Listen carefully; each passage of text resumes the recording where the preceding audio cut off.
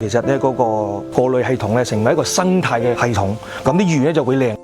養魚咧其實咧最緊要咧就係養水。平時我啲收工翻嚟咧，你見到啲魚咧就好自由自在、悠哉悠哉咁喺游嘅時候咧，你覺得俾自己一個感覺咧，覺得好放鬆，自己覺得好開心。咁呢個就係我覺得養魚嘅最大嘅一個樂趣嚟嘅。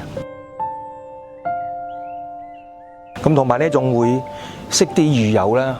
包括咧嗰啲中山錦鯉協會嗰啲啦，包括係賣魚嗰啲老闆咧，做生意老闆啦，咁可以大家交流。2/3，跟住咧就話65到20毫升。啲水唔得咧，你哋乜嘢魚都係假㗎。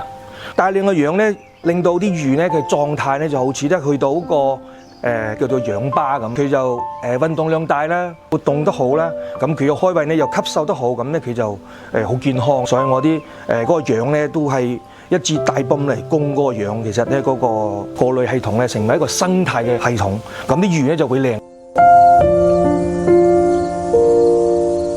以前咧就分兩大部分嘅，其實過濾系統咧就好緊要啊，係一個好專業嘅嘢。你出邊點樣子，啲石頭點搭，植物點搭，係另一樣嘢嚟嘅。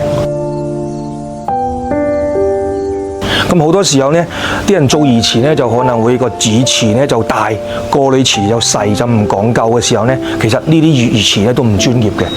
咁跟住就講沉澱啊、生化倉啊、藤棉啊，跟住仲有嗰啲細菌屋。咁咧我啲咧定期咧就會排底水嘅，可以底水嘅。咁排底水咧，其實就將嗰啲魚屎咧就可以排走。